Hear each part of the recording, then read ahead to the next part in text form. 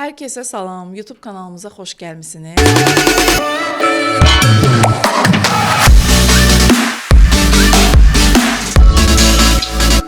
Bugün sizinlə hamiləliyin balayı sayılan ikinci trimestrdən bəhs eləyəcəyik. Daha öncəki videomuzda hamiləliyin birinci trimestrindən bəhs eləmişdik. O videomuza bu linkdən ulaşa bilirsiniz. Sevgili takipçiler. Onu qəşəng fikirləşirsiniz. Mənə bax, bunu şey eləyərsən də, bura bir linkdən zaddan yapışdırarsan. Bura, hər şey. Bugün nəsə havamda deyilim. Dur bir dənə başdan gedirəm.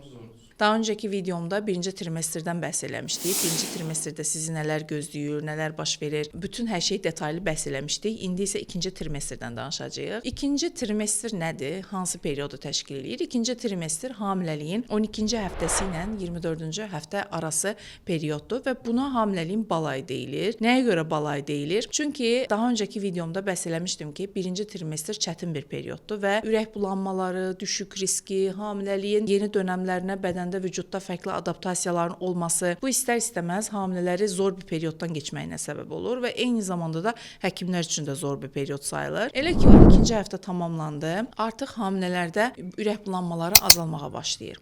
Hardasa 14-cü həftədə demək olar ki, ürək bulanmaları %80, %90 hamilədə tamamilə dayanmış olur. Ürək bulanmalarının dayanması ilə əlaqədar olaraq artıq hamilələr özlərini daha yaxşı, daha gümrah hiss edirlər və demək olar ki, iştahlarında da belirli bir artış baş verir. Hamiləliyin ilk trimestrində az miqdarda çəki itkisi olur, amma hamiləliyin ikinci trimestrində o itirilmiş çəkinizi geri ala bilərsiniz. Amma bundan da artıq bir çəki almırsınız. Yəni, məsələn, tutaq ki, 80 kilo ilə hamiləliyə girirsiniz, ürək bulantılarınız olur, birinci trimestrdə yemək yeyə bilmirsiniz, iştahsızlığınız olur, bir 5 kilo çəki itirirsiniz. İkinci trimestrdə o 5 kilo çəkini böyük ehtimal siz yerinə qoyacaqsınız. Amma təbii ki, normal çəkinizin üstünə adətən çıxmır hamilələr. Təbii ki, çox yeməsə. Öz nikahda qalmışdım. Çəkini ya bir ora baxma, mən bütün saçdırır, fikrimi yayındırır. Hə. Yəni öz çəkinizdən, öz əvvəlki çəkinizə geri qayıdırsınız. Özünüzü çox gümrah hiss etmənizin səbəblərindən biri də əslində döl yetər qədər hələ tam böyüməyibdir.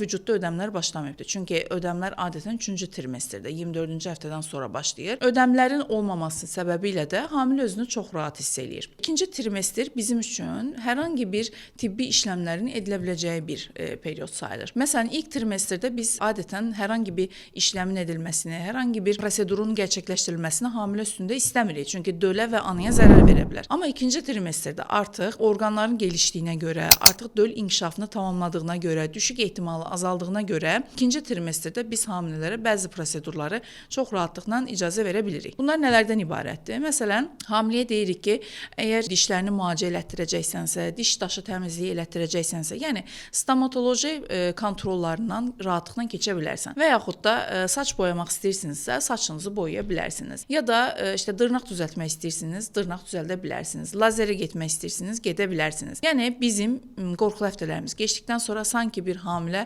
oh deyir, eyni zamanda həkim də və bu ona görə də ilk 12 həftə ilə 24 həftə bizim hamiləlikdə balayımız sayılır. Bəs 12 həftə ilə 24 həftə arası hansı testlərdən keçirsiniz, nələr eləməlisiniz? Bilirsiniz ki, bizim ən önəmli hamiləlikdə tarama testlərimizdən biri ikili testi, screeningdir. Screeningi 11-14 həftə arası biz məsləhət görürük, amma ən idealı 12 həftə ilə 13 həftə arası edilən screeningdir. Yəni ikinci trimestrə keçər-keçməz ilk edəcəyiniz iş ikili test elətdirməkdir. Bundan əlavə ikinci trimestrdə üçlü test və dördlü testlər də edilir. Bunlar 15, 18, 19-cu həftələr arası edilir. İkinci trimestrin ən önəmli taramalarından biri də detaylı orqan taramasıdır. Detaylı orqan taraması nədir? Ortalama 21, 22, 23-cü həftələrə qədər dölün bütün orqanları inkişafını tamamlayır. Göz, beyin, ürək boşluqları, böyrəklər, ağciyər, bütün orqanlar, ətraflar öz gelişimini tamamlamış olur və biz bu tamamlama dönəmində hər hansı bir döldə orqan qüsuru varmı, yoxmu deyə onları el arasına deyilən Dopplerə göndərir, yəni detaylı ultrasona göndərir və detaylı ultrason da 21-ci həftə ilə 23-cü həftələr arası edilir ortalama. Yəni əslində nə qədər rahatlıq ayı olsa da, nə qədər rahatlıq trimestri sayılsa da ikinci trimestr.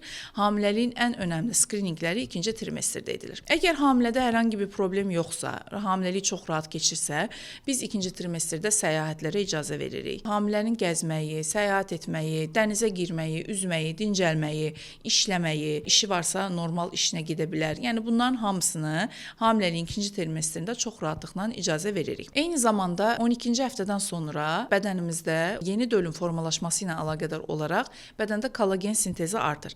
Kollagen sintezinin artması hamilələrdə saçların uzamasına, gürlaşmasına və daha parlaq olmasına səbəb olur və bu fərqi, saçlarınızdakı fərqi ikinci trimestrdə daha çox hiss edəcəksiniz. İkinci trimestrdə sizin diqqətinizi çəkən başqa nə ola bilər? Qarnın yavaş-yavaş görünməyə başlaması. İlk 12 həftədə qarın adətən o qədər də bəlli olmur. Yəni kilolu bir hamilə deyilsə, 12-ci həftədən sonra yavaş-yavaş qarın görünməyə başlayır və qarnın görünməsi ilə əlaqədar hamilələr aynanın qarşısında öz qarınlarına baxaraq, oxşayaraq artıq qarnındakı döllə müəyyən bir bağ qurmağa başlayırlar və bu da çox önəmlidir. Eyni zamanda 20-ci həftədən sonra dölün eşitmə duyusu inkişaf elədiyinə görə ətraf mühitdəki səsləri artıq ayırd eləyə bilir və biz ikinci trimestrin sonuna doğru, yəni 20-ci həftədən sonra hamilələrə öz dölləri ilə, öz bebəkləri ilə ayna qarşısında danışmağı məsləhət görürük. Çünki dediyim kimi dışarıdakı səsləri artıq döl eşitməyə başlayır. Təbii ki, nə dediyini başa düşmür, amma ən azından o bağın oluşması üçün önəmli bir nüansdır. İkinci trimestr üçün önəmli vurğulamaq istədiyim durumlardan biri də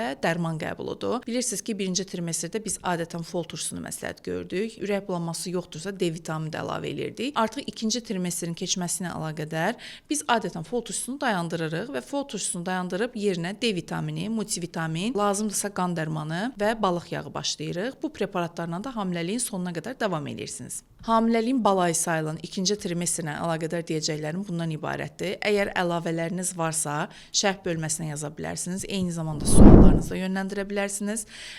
Bəyəndiysəniz videomuzu like edin, kanalımıza abunə olun. Təşəkkürlər.